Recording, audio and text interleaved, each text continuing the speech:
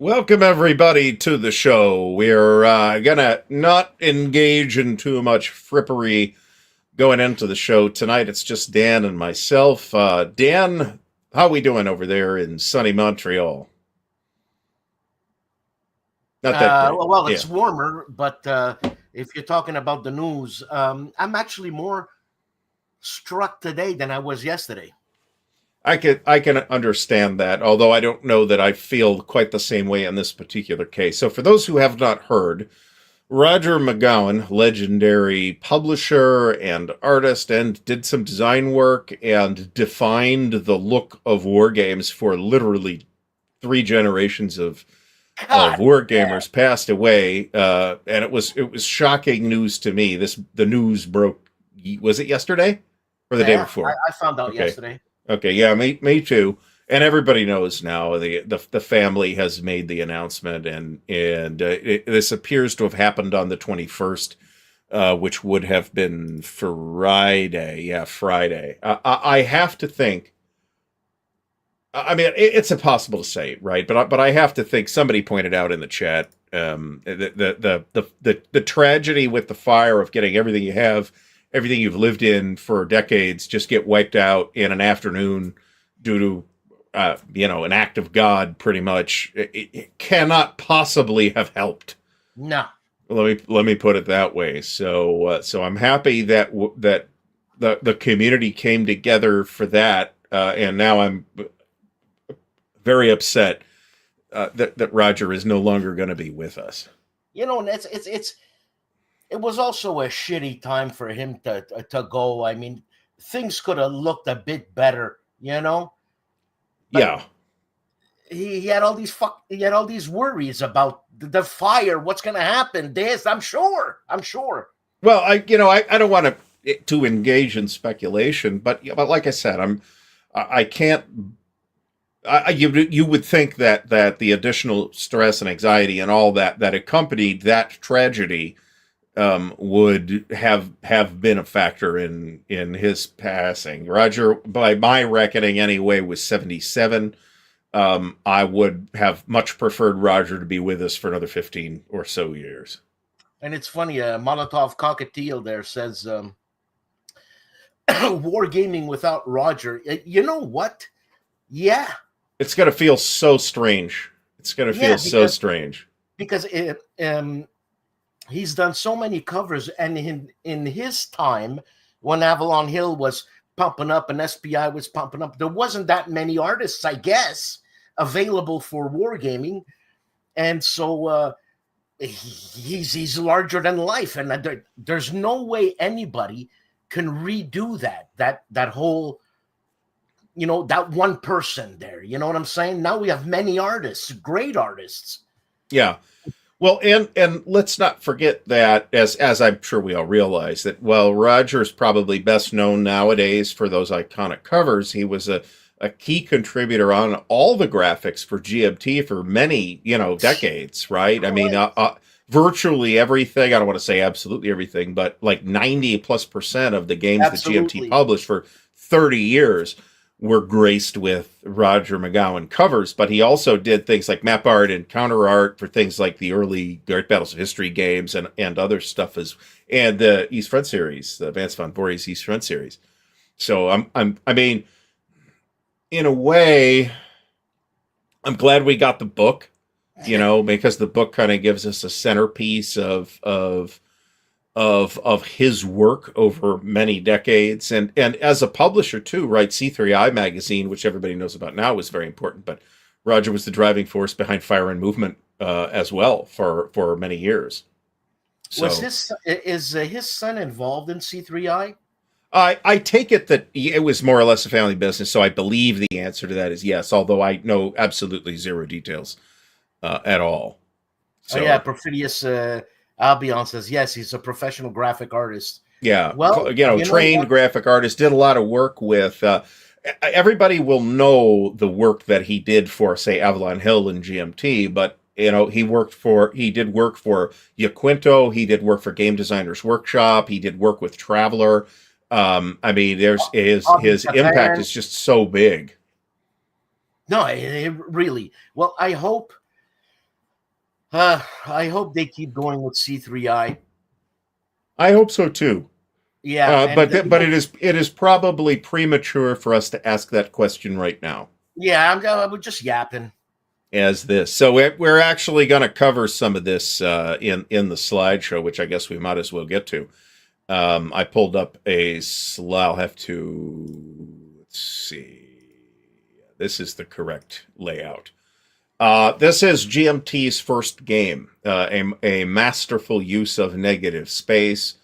An extremely memorable cover. When the 25th anniversary version came out, we didn't have. It did not use this same cover, but it was a callback to this cover, as is the cover for Fire in the Lake, which I may or may not. I couldn't put everything here. You look at him up as artist credits on BGG. It's like almost 600 games. It's like, well, we're obviously not going through all of this. You know that cover is bloody ominous, man. Mm-hmm. Mm-hmm. Mm-hmm. You know, and you see that Ted Kohler. I don't know to what extent this is known, but Ted Kohler, who was the main graphics person for Victory Games, also passed away pretty recently, and that's another great loss for wargaming. Remember what I was telling you? I said the name Roger B. McGowan has been with me since I've been 12 years old. I was talking to my wife about that, and I said, Jesus, a chunk of my life has just stopped. That makes me wonder what the answer to the question is. What was my first Avalon Hill game? And I'm not 100% sure, but all of the candidates that I can think of off the top of my head did have Roger McGowan covers. The old Squad Leader cover, for example, which remains as iconic today as it was the day it was released. This is from the Hobby Japan edition of Fire in the East, the Europa game. Roger did a bunch of covers for Hobby Japan's versions of these and other games, and we'll see a couple more of those as well. So yeah, this was the like I said, this was the Hobby Japan version. I've seen a lot of these. Lou Zaki, who is still with us for now, had several of them last time he was at Origins, which was several years ago at this point. I never met Roger in person. I didn't either. And I had my communication with Roger. I did not. So actually, let me talk about this.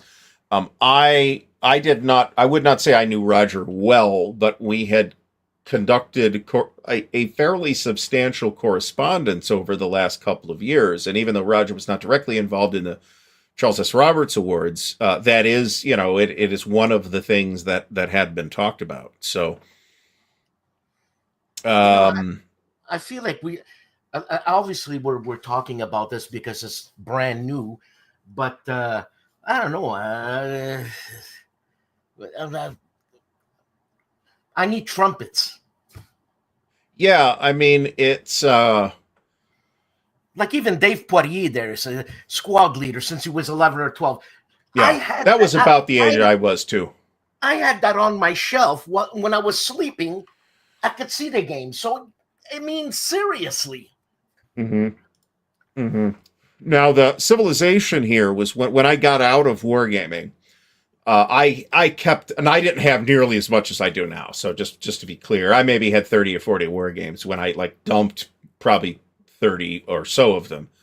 This was one that I hung on to because I think it is maybe overly long playing, but overall marvelous game. This was a Francis Tresham design.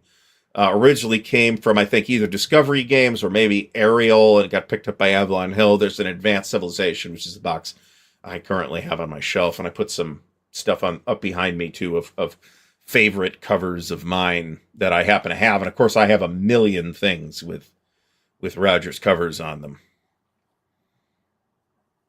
So I picked this one, not because I've ever owned this, but because this is just such a signature style of cover, and Roger did so many of these for GDW specifically, right? This is for Vance von Bory's Kasserine game. This was published in this says 2001. That sounds approximately correct, and I think it's a terrific cover. But I think that just because of the style here, this is the look that Roger, in large part, imbued GMT's games for so Yes. long, right? And like people started to notice in the last 10 years or so when GMT started to use other cover artists, right? Did he do any I work have for SPI? not that I can think of. I would be unwilling to say no, but I can't think of anything off the top of my head. So, and there you go. Your buddy Danny's the other Danny is appreciates the, yes, as did I, appreciated the video. Thank you. It was I have a news show, so this is news. So I had to do it. I had to do it. Yeah, it goes without. I know how you feel, and I felt like I should do something too. But then I knew we had this tonight and the show tomorrow, and I actually filmed roughly 1 minute of video that was absolutely incoherent. So, we'll have to do this. This is possible. I actually know who I can ask about this. This is very possible. And yeah, we are, this is one of the days on which we are one community, right? Speaking with one voice about how much we appreciated Roger's work and his passion for the hobby that we all have dedicated so much of our lives and money and time to. And Roger was just such a huge contributor to that, that I'm trying to keep it together here, folks. The impact that Roger had will be remembered essentially forever, and that is irregardless. Is irregardless even a word? Regardless of any tributes or memorials that may occur, the Roger's work and his legacy speaks for itself, right? And I do think that the book is a really marvelous capstone to that. That said, I'll take Roger instead of the book, if given the choice, right? Yeah. So, what's up next? Of course, the iconic, still used to this day, advanced squad leader cover, a marvelous and again an iconic cover. One of my favorites, and this is our background today because it was something I could crop actually, and not only a marvelous cover, but one of my all-time favorite war games too. Flat Top, just a magnificent game. Isn't it a super difficult? It's complicated, yeah, but it's by modern standards. I don't think it's crazily complicated. A GMT's 1 to 9 scale, I'd say it's probably a 7. It was considered more complicated at the time than it would be considered today. Let me put it that way. But that's true of a couple of the other ones that we'll talk about. The iconic Third Reich cover, for example, which I got back here somewhere. The pictures that he used here and graphically superimposed and all that was from the movie Torah, as normal people pronounce it. It's Torah. I don't know what the Japanese pronunciation would be, but I would defer to Roger on this because he worked in Japan for years. Thus the covers that he did for Hobby Japan, and I think possibly he might have done some for Ad Technos as well. Well, I studied a little bit of Japanese, and the thing is that Torah, the syllable, the accent is on the O, which is not a Japanese thing to do. Put the accent in the middle of a word. But Japanese doesn't use syllable stress. It uses I forget what the term is. It uses I can't think of it. It's the same type of stress mechanism that ancient Greek uses, actually. So I don't feel qualified, since I have no idea how that works. I feel totally unqualified to comment on it in any way. Well, I can say with quite a bit of confidence that it's Torah. I will take your word for it. Also, I want to mention that if somebody wants to go, I didn't do this, but if somebody wants to go to the top war games that BGG lists, for example, this is going to be on the top, somewhere in the top 10, I believe. a ton of them are Rogers covers. Right. So it's funny. I'm looking at the covers in a totally different light now.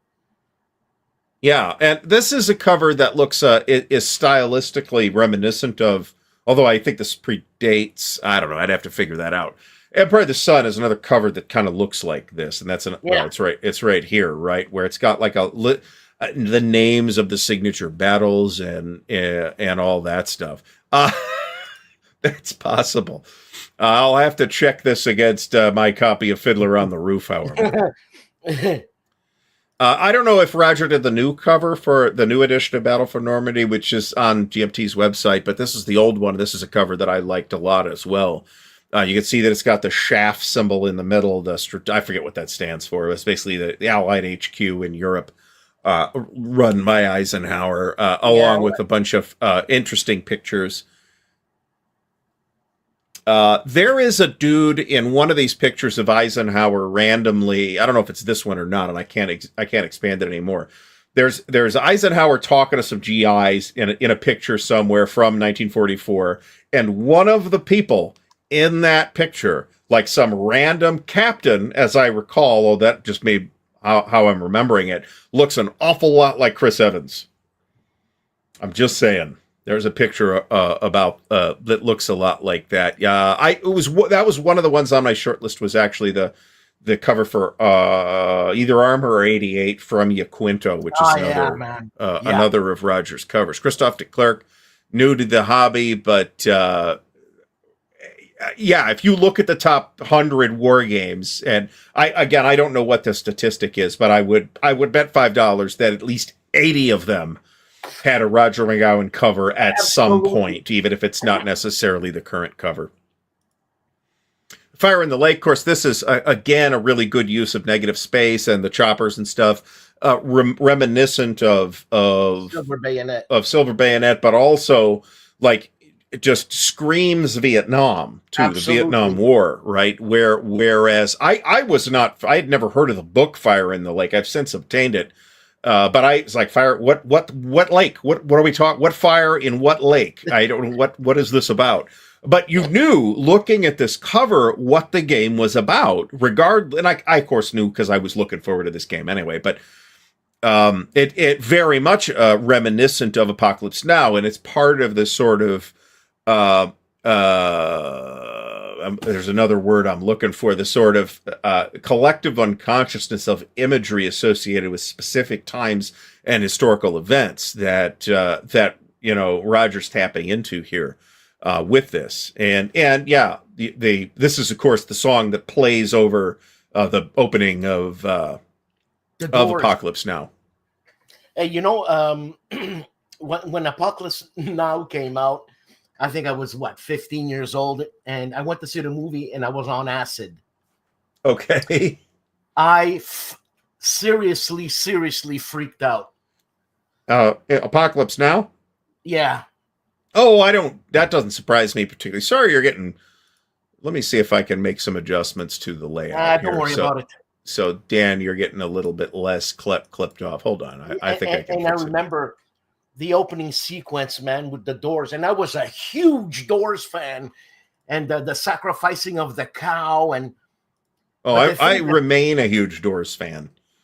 You know what? I still am. Yes. Especially if I've got a shirt for it, I'm a huge fan.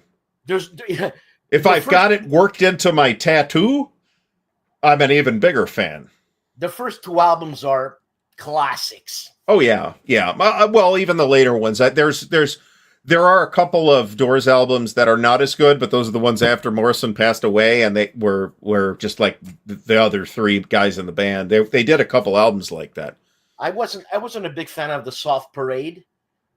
There's some good stuff on Soft Parade, though. It's not quite as uniformly strong as Waiting for the Sun, for example. I prefer Morrison Hotel, and the last album is just what a way to go out. Yeah, I suppose that's true. Now, I am aware now that there are reasons why it's named this, why the book was named this, but that was not transparent to me at the time. I had simply not heard of it.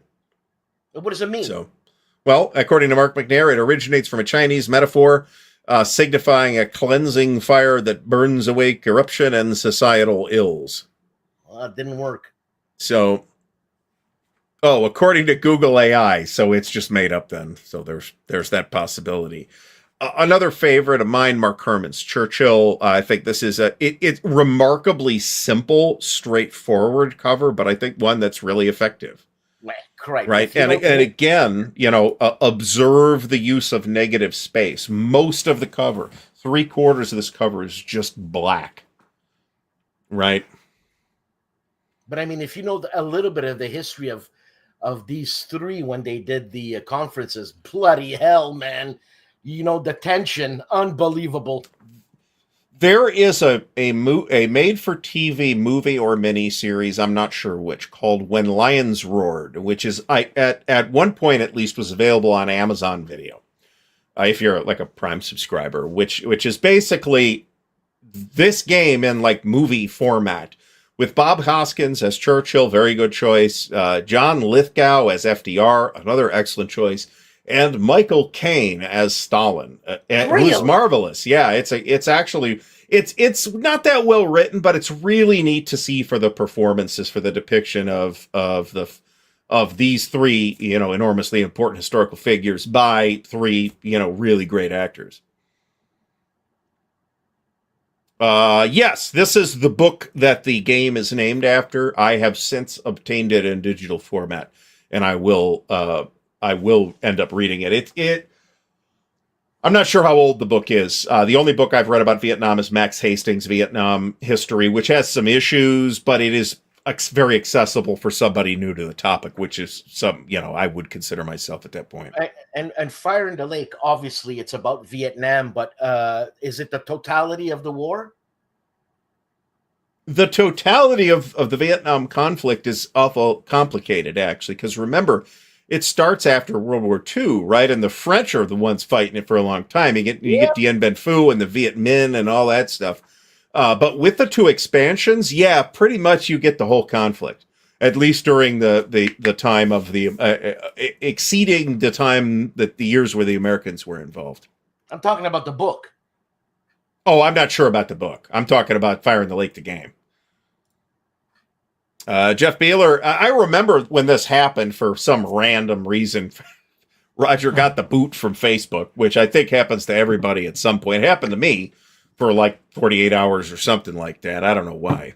Meandering Mike says that it is available on Amazon Prime Video, and it's worth a watch. Mark McNair says the book came out in 72 or 73, which probably means it's pretty dated by today's standards, but another classic. I'm not the world's biggest fan of this as a game because of certain mechanical things, but boy, great cover.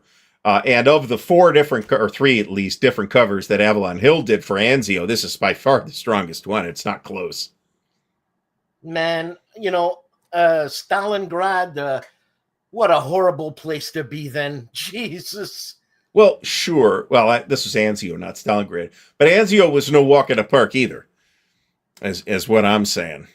So, one of the things that you look for in these covers, right, is and somebody already mentioned this, is not necessarily the elements that are used to make the cover up, but the composition of the cover. And this is, I think, a really strong cover composition that somebody who wasn't as talented a graphic designer, which is a little bit different from the art of it would not have been able to do, right? I've been to Monte Cassino, man. Like the actual abbey. How much of it is left, or did they rebuild the place? They rebuilt the whole thing, but what's really poignant about that is that all the artwork that was there now is just empty cadres. What do you call them? Picture frames. Okay. And it's all white. It's all marble. It's huge. And it's really sad, man. Well, yeah, I would think so, but I mean that's history, right? Too, right? The triumphs and the tragedies that are part of our common heritage, right? Our history as a people and as a species, right? I mean, ISIS did a number in Iraq with all the effigies and all that, man. Oh, Iraq, Pakistan, Afghanistan. That there's been a lot of that has happened, and of course, Iraq, the region, not necessarily the modern state of Iraq, is literally the cradle of human civilization, Yeah. right? So, I like all the Empire of the Sun covers, to be completely honest. But again, look at the composition here of the and the negative space of you've got these silhouetted planes coming off a carrier, and but that's only part of the cover. The title jumps out at you, which is a problem I've seen with some GMT covers lately that Roger didn't do, like Prime Minister, which the art on that cover is terrific. But the title's super tiny. That never really happened with Roger and his covers, right? Here's the Napoleonic Wars, which is a little more of an art forward cover by Roger, but again, bringing in a lot of the different elements of the period. Yep. Very rococo. I don't know what that even means. You're the art guy here, Dan, not me. I rather like the old cover, the original Panzer Group Guderian cover, but man, this one, the Avalon Hill covers were a really great cover, right? You get this sense of tremendous forward momentum and open expanses of Soviet steppe and all that. And again, as Royce is saying, again, it's look at the composition here too. The photographic elements and the artistic elements and the iconography with the arrows, right? Yeah, the arrows, man. That just screams blitzkrieg, man. Yeah, and I think it's almost certainly what Roger was going for with this particular cover, and it's a sort of it's an iconic, the game's iconic on its own, let alone the cover, and that's a part of Roger's legacy, right? Of games that are iconic games like your Squad Leader and your Panzer Group Guderians and stuff like that. To what extent do we owe the success and the lasting impact of those games to Roger's ability to make those games jump off the shelf at your Children's Palace and KB Hobbies and, old school game stores and stuff like that, right?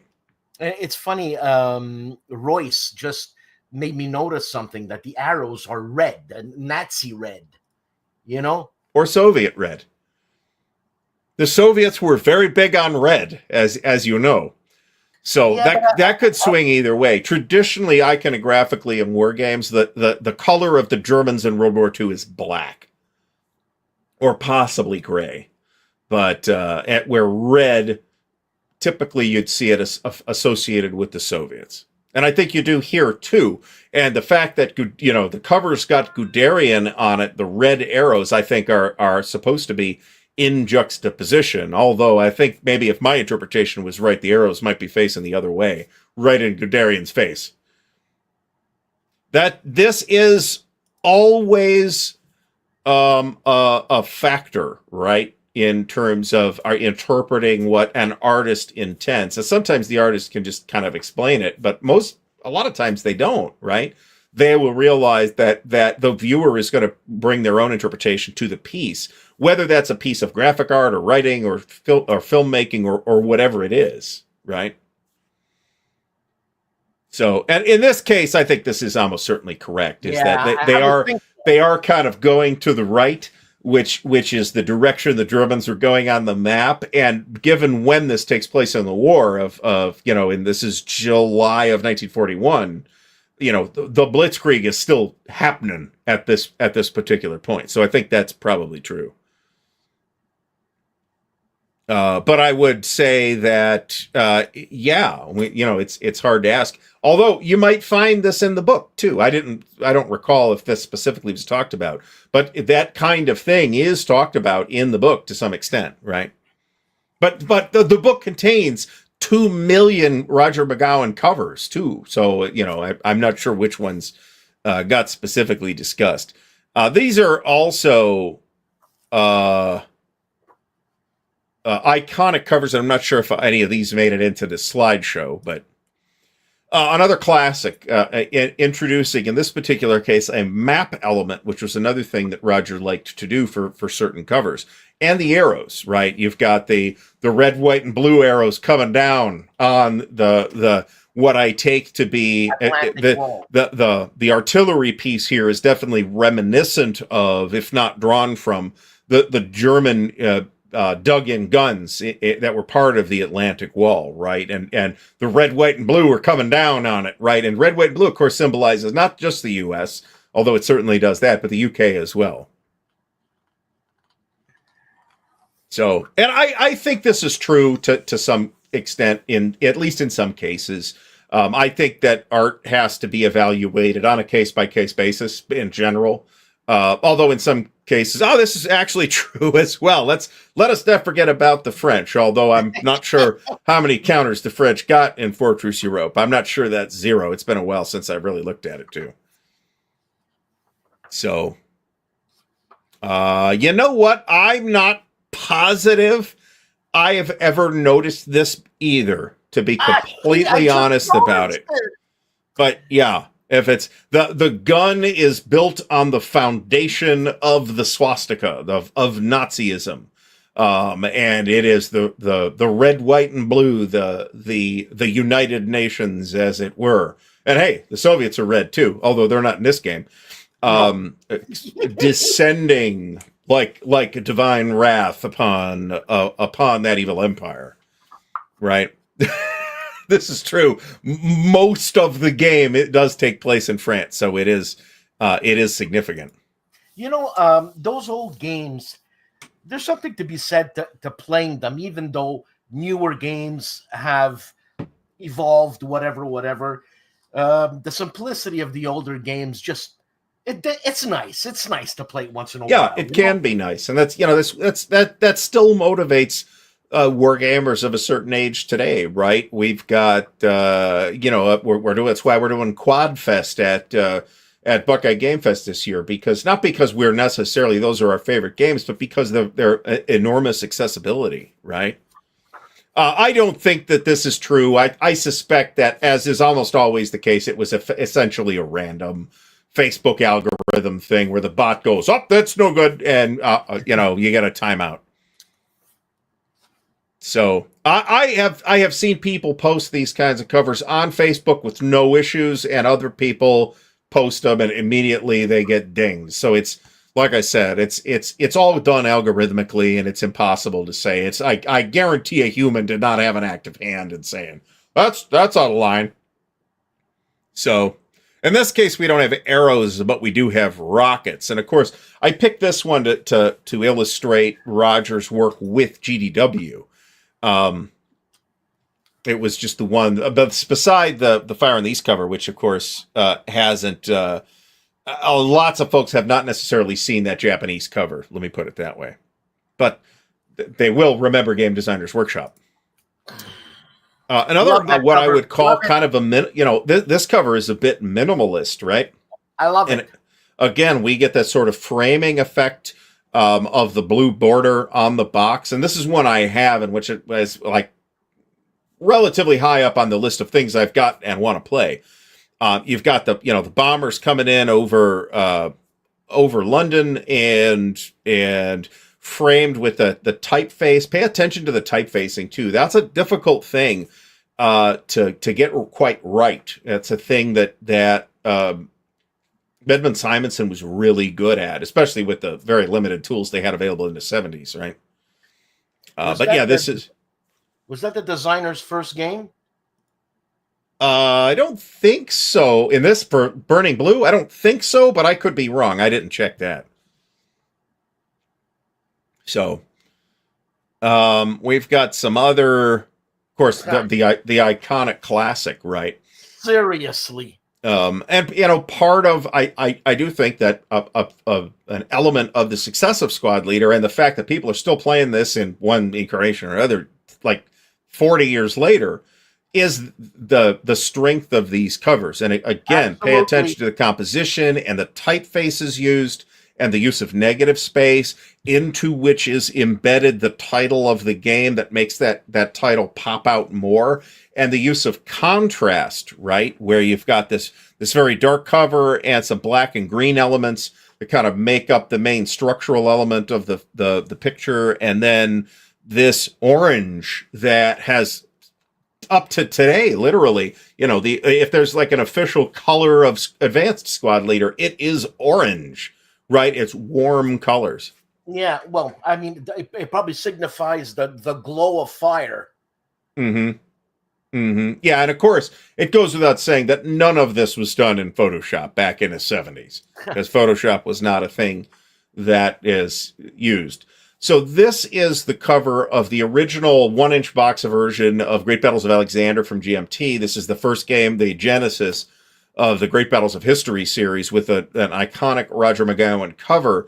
And I was pleased to note that in the more recent editions of this, even though the box cover art is different, they still used this, what I think is a very strong cover for the rule book inside the box. This is the rule book cover. So, and it's a favorite of mine as well. This is another World War I title that has, I think, some really interesting elements. Also, it's a pretty cool game too. It's Ted Racer's Great War in Europe. I wouldn't say so. No, it's actually an interesting take on World War I because it's got a non-contiguous map. I played this in its original Command magazine version. This is the cover from the GMT Deluxe Edition. And you'll notice that it's got those silhouetted soldiers on the ridge. That's from a picture that we've probably seen associated with World War I. And that's an element that Roger used a lot. And that's kind of at the top again with a strong contrast and a big stripe of negative space in the middle. But then at the bottom, he's got sort of a mistier reflection of that same type of image that to me speaks of the many, many fallen of World War I, which is, of course, a key element in how we remember World War I today. And, I'm sure there was an element of that movie, The Seventh Seal, about that, where they're walking to their deaths. Was that the Ingmar Bergman film? Yeah, because I've never seen that. You never seen it? No, I've seen some clips of it, but I know that it is well known. I mean, remember that we do see certain stylistic and artistic elements across different media too, right? So we've seen those kind of silhouettes marching and stuff like that in any number of films as well. And I'm positive that Roger was reaching into our collective gestalt consciousness of how we imagine the imagery that we associate with these historical events to put these covers together, right? There's a whole lot of movies I have not seen, to be fair. Looking at this cover, it's so sad. Sure. So sad. Yeah, and you got these miserable individuals in the photo as well, right? An all-time classic, a legendary game, and another magnificent cover. In this case, a very, very red cover. But again, it's a cover that a lot of people will associate with this topic, right? And not just because of the title, right? I think there may be a book called The Longest Day too, but I mean, the title clearly is intended to make people think of the film, right? Yeah, this cover just ties into that so well, where you've got the kind of the beach and landing craft in the background, and it's all red, signifying the bloodiness of The Longest Day, right? So they were 20 years old. If the average age might actually been a little older than that. Of course, the legendary this cover was redone for the more recent 5th edition from GMT. In a standard bookcase format, basically meaning the aspect ratio changed. But of course, this is the classic landscape Russian campaign from Avalon Hill. And this is not the first edition of this game. The first edition came up from Jedco a few years earlier, but it does not have anything like the impact. Look at the use of color here. Again, the composition, the use of typefaces, and the fact that the title itself and the like the business information, the Avalon Hill Game Company, the copyright, all that other stuff is all kind of in that negative space. I just right? noticed the E is turned around to signify like Russia. That there's Russians. Yeah, usually it's the R. I think it's clever that Roger reversed the E instead. And notice also the use of capitalization, right? That the traditionally in a title, the first word, even if it's the or a or whatever, is always capitalized. Roger elected not to do that here to draw emphasis to Russian campaign, right? Even though all three words in the title are the same size, more or less. What's really weird, Gary, is that we're all now looking at the art and we're dissecting it, this and this and that. And what the hell didn't make us do it when Roger was alive? You know, does it take a tragedy to whatever the hell I'm saying? You know what I'm saying? Well, in fairness, I mean, it's always going to feel like that, right? At the same time, a lot of us expressed very similar things to the things that we're saying today when Roger's book came out, and we were pawing through it and just delight looking at, oh, I remember this one, and I remember this one, and oh, I had this game, and I played this one with so-and-so back in 1986 or whatever it was, right? So I think that thought process that you're describing is completely natural at a time like this. But also it is all thoughts that we had already, and maybe this just kind of helped us articulate them. We should have asked them all these questions, man, and it would have cleared it up, or be more ambiguous, which is what an artist does, whatever. I would agree with Meandering Mike on this. I think A Bridge Too Far is, to me, the more recognized title, but that's because I like the movie better than The Longest Day, too. So, yeah, The Longest Day was just a star-studded smorgasbord. Yeah. This, as somebody clarified up thread here, this is actually Lee Brimacombe Wood's first published game, I think. Downtown. And again, this is quite a bit different than we might see that we might necessarily expect from a Roger McGowan cover. This could be like a patch that somebody was wearing on a sleeve or something like that. And again, I think, a really strong cover. I do have the book A Bridge Too Far, and I have not read it yet. So, and this is a game that a lot of people really, I haven't played this, I've never owned it, but a lot of people really like this cover. And I do think we'll eventually see a new edition of this. Lee Brimacombe Wood has basically said, yeah, as soon as I get all this other stuff done, we'll look at a new version of Downtown. There's definitely demand for it, I can tell you that. So, the last battle on the Battle for Berlin, I would like to get this too, but I don't have it. Yeah, I think this is, those eyes are inspired by the people painting, the nose paintings on aircraft, right? So there's a lot of elements and a careful attention to detail that went into all of this stuff. Freddy the Great, this is not a perfect scan of the cover because it's a little cockeyed. And I actually, again, this is another one where I kind of like the SBI cover too, but it's, this is just iconic, right? And also a really, really neat game. I will also point out. So, World in Flames, of course. I didn't know he did that. Oh, yeah, Rogers. This is the 5th edition cover, but Rogers covers are on to, even the more modern, and all the covers, all the World in Flames covers have Roger McGowan covers, as does at least Days of Decision. I've had all 3 versions of Days of Decision at various points, and those all have Roger McGowan covers as well. So, I seem to want to play that game because of the colors of the chits and the maps and all that. It attracts me. I sympathize with that too, actually. One of the things that probably got me interested in war games originally when I was, 10 or 9 or whatever it was like all these different colors. This is awesome, right? So, and here's a great cover too, again, with a map element and contrasting elements and overlapping elements. In this case, we've got, some vehicles down at the bottom that could be in the desert, that could be in Russia, who knows. but just an incredibly evocative cover that shows the elements of both land, sea, and air combat that the game does at least do something to simulate, right?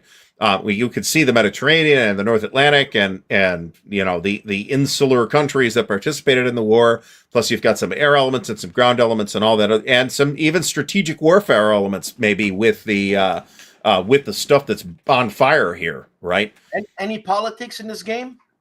Not really. There's like some random rolling for minor countries and stuff like that, but that's pretty much it. So, sometimes you don't, I probably should have put this one last.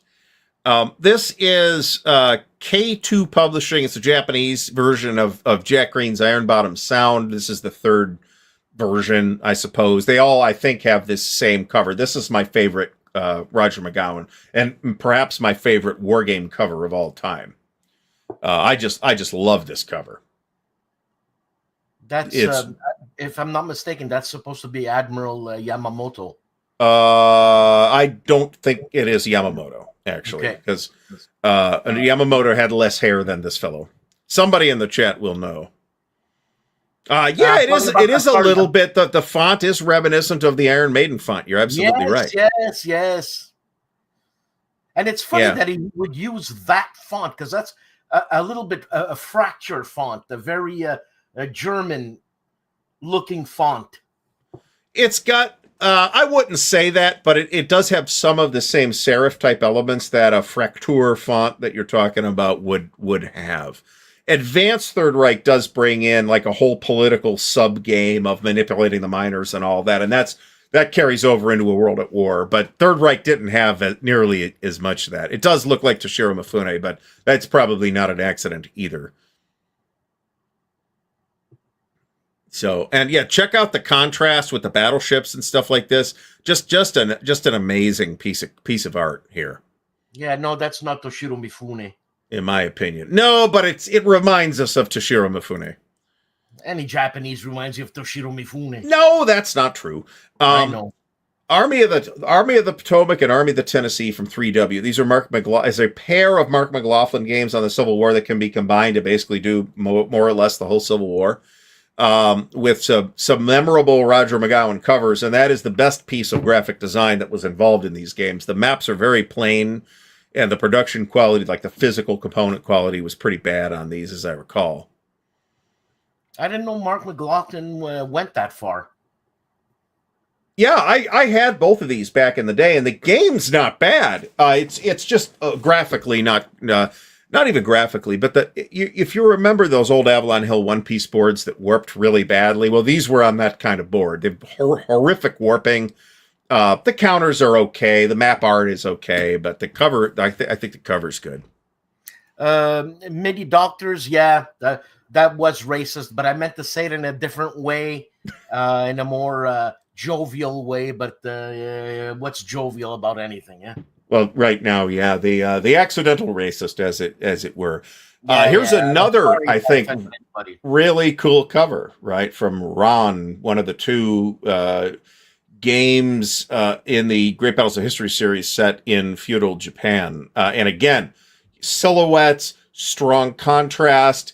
You've got the sort of the deep black of most of the cover, and then the orange or yellow tones at the top, which is where the cover can be found. Negative space, the names of the battles, most of which most Americans have not heard of, with maybe the exception of, in this case, most Americans have not heard of any of these. And yeah, I would say this is very, and I do wonder, and again, it's too bad we can't ask him now. I wonder what Roger's residence in Japan had in it as an impact on his artistic style, right? Because you could absolutely see, I think, Kurosawa influence on this cover, but on this cover it's maybe more obvious. But I think all over the place, right? You could see, I think, a Kurosawa influence on that cover of Paths of Glory or Great War in Europe. Man, so and it is Ron is an awesome film too, by the way. It's totally worth everybody's time. What a visionary! What a the photography, the guy he used for photography. Bloody hell, it's all perfect. Yeah. Here's another. This might. Yeah, so I this don't is like that cover. I don't this like is it. I picked this one because again there's like almost 600 Roger McGowan covers, so it's like I had to make choices when I put this together. But this has kind of got that sort of collage look, and it's very modern looking. These are clearly nobody's going to mistake the people or the planes or any of this for like World War II planes or soldiers or tanks or whatever. It's very modern looking, and I think generally I like these covers. Now, part of it is because of their impact, though, right? This cover style was something that Roger did a lot of. This is another one, silhouettes, Fantastic. negative space, composition, the font choice used for the title. This is possibly the most somebody out there. I'm not sure I agree, but somebody out there probably considers this the most iconic cover in the history of wargaming. And I think again, I'm not sure I agree with that, but they've got a point, right? You've got, it's clear once you start looking at the details. Okay, you've got a sort of a man in a trench coat, and you can see him in silhouette, but the Brandenburg Gate is in the back, and you've got the wall with the barbed wire and stuff. I mean, this just shouts Cold War, right? Yeah, Spy Who Came In From the Cold. I was going to say that makes me think Richard Burton. What a great movie! Yeah, and I like the new cover for the new edition that's coming out anytime now, but the chessboard motif as well. That's a really interesting shout out on Captain Nolan's part. The chessboard motif has been used in gaming before, but I'm not sure it's been used this effectively in a war game cover. To the best of my recollection. I never even noticed there was a chessboard. Yeah. Well, it's like sometimes you got to like really look, right? And I'm not an artist. I'm not good at that. So, and then somebody mentioned this earlier. This is one of my favorite covers as well of all time. It's just this magnificent Coruscant pocket cover, and I think it is too bad, and I don't know any of the details of why, that they were not able to use this cover for the reprint or second edition or whatever we're calling it, of course, on Pocket. Just a terrific cover.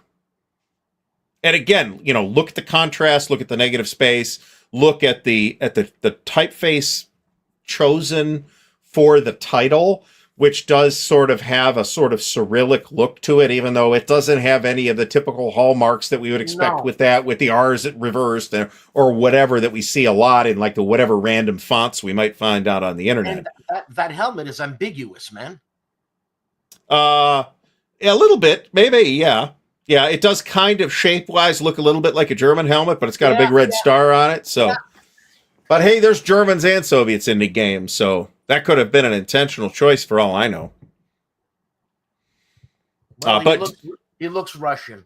Yeah, what a great... It does, actually. It looks like a relatively well-known Soviet commander, actually, that I'm not... Vaguely, anyway. So, Black Sea, Black Death. So this game was from People's War... I know it says RBM on the image, but... The game was originally from People's War Games. I believe it is a Jack Rady design by himself, I should say. They also did things like Black Sea, Black Death, and I think Roger did the covers for all of these. There were several other really well-known things from People's War Games that I'm having trouble coming up with. To the Wolf's Lair, Cossacks are coming. There's at least one other one that I could think of.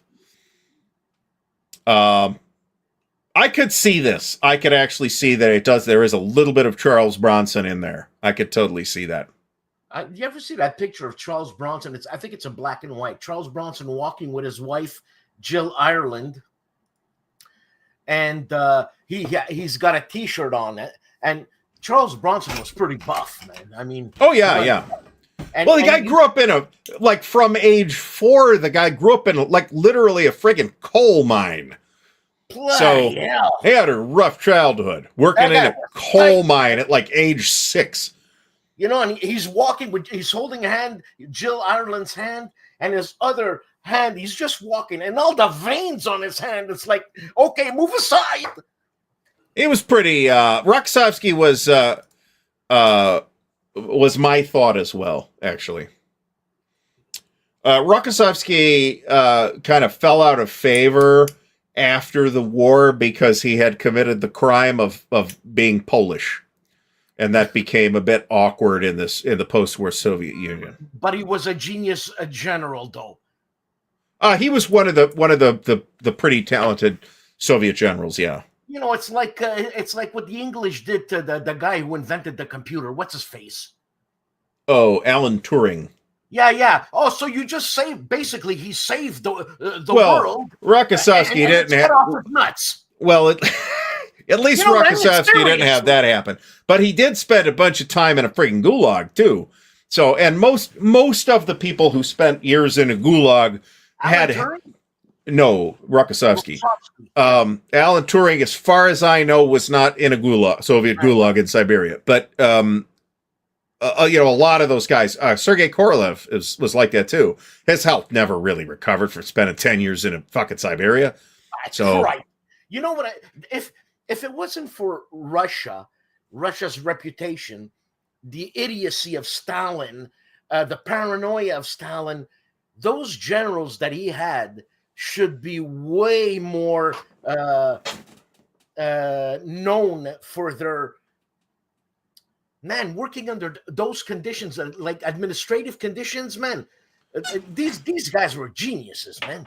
Well, I don't know. I'm a bit conservative when it comes to handing out the word genius, but there's a bunch of very solid Soviet commanders, and at least after a while, and we're not talking about years, we're talking about more months, Stalin was actually like listening to people who had advice. Now, that doesn't always work out, but chiefly he listened to fuck. I'm having a problem. It's been a general. Yeah, Zhukov. Zhukov, yeah. That's obviously who I'm thinking of. He listened to Zhukov. Zhukov was known to have argued with Stalin, which is something that you typically just assume never ever happened because he was friggin' Stalin, right? Yeah, he's a paranoid freak, man. Yeah. But I'll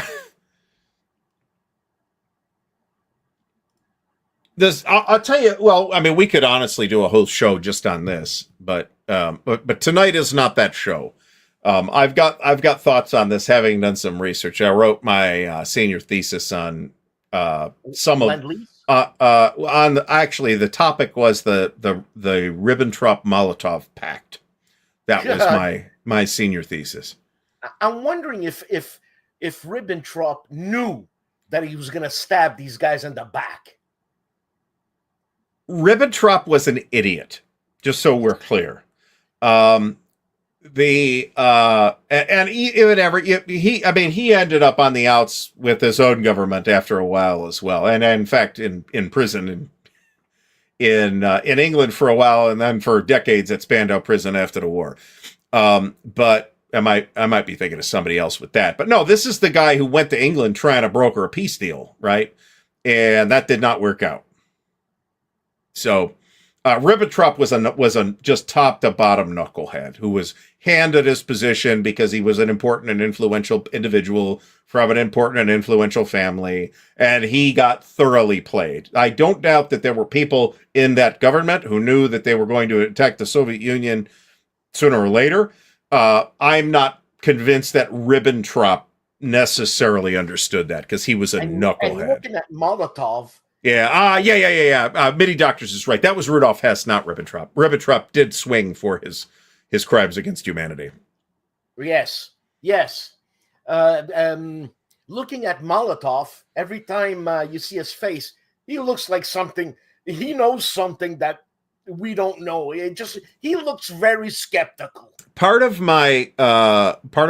the things that I read for that research for that was Molotov's memoirs, which are amongst the least trustworthy historical documents I have ever read in my life. That's the problem. He is incredibly self-serving. So it is a little bit of a reach to necessarily take what Molotov has to say about Ribbentrop at face value. Nevertheless, I think Ribbentrop was a knucklehead. So So I hope so, but that wasn't the goal. The goal was to just kind of somebody out there is going to watch this sooner or later who maybe has recently arrived in wargaming. Somebody could watch this 20 years from now, not necessarily knowing how important Roger was to wargaming, to the look and feel of wargames, to the immense humanity that Roger brought to his interactions with everybody, including myself. And it's. I don't want that to be lost, right? And to say nothing of, Roger's leaving family behind, then it's going to be incredibly difficult for them as well. Holden Messerschmidt just said something really, really cool. The Andy Warhol of wargaming? You know what? That's really good. So I'm not the world's foremost expert on the work of Andy Warhol, but I think I can detect some common artistic techniques and threads that may have been used by Warhol as well. I'm not an art guy. I literally have never taken an art class since I graduated grammar school. Okay. I fulfilled all my art requirements after that with things like drafting or music appreciation or stuff like that. So I am not your artistic expert, right? If someone can't appreciate music, no matter how much you beat them over the head with courses, you're never gonna understand. I'll tell you what, that history of rock and roll was the music appreciation class I took.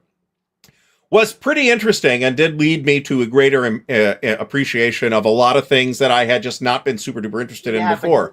You like Little Richard or Howlin' Wolf. Yeah. Howlin' Wolf was amazing. Yeah. It really helps. At Ohio State, we did that class in like a music auditorium, which had an amazing sound system. It really does help to have an amazing sound system. But you do have artistic tendencies, Gary. Well, tendencies, but no actual practical experience or know-how in any form. You listen to complex shit. Well, yes, but there's that. Anyway, we could. We're not going to get into this topic tonight. I think there's been good points made either way here, and I don't want to talk about this tonight. So, I could see a little bit of Norman. Remember, right? Everybody's standing on the foundations, right? So, artists like Norman Rockwell and other artists, and I could probably scrape my brain for a couple other names as well. That. I'm sure influenced Roger, and we're not going to be able to talk about that. But if you're able to get a copy of Roger's book, which you can through GMT, I would strongly advise it to anybody interested in how wargaming has evolved. Absolutely. Just from a publishing standpoint, let alone the artistic standpoint, that probably is what's going to get most people to buy that book in the first place. All right, folks, we have run over. I feel like we could have. Either Dan, I'll say this before, in way of signing off. Either Dan or myself could easily have totally melted down on this show tonight because we were that upset. And we didn't, and I'm glad we didn't. And I'm glad we got to talk this through and how much we appreciated what Roger meant to us personally and because of his deep and decades long involvement in our hobby. You know something? I'm thinking Roger would have really preferred us doing this than just crying and plausibly, but I would have preferred to have had Roger as a guest on the show tonight instead of having to talk about his recently having passed away.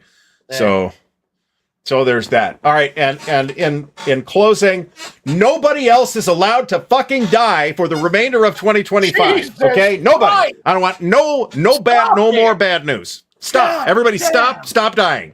All right. It's enough now. Yeah, and I had enough last year, right? And it's worse this year. And it's just part of the me getting older and Dan getting older and being of an age where we know a lot of people who are older, right? God so damn. I say that tongue in cheek, but I'm also deadly serious. Everybody has to be around on February 23rd, 2026 for us to talk about this again.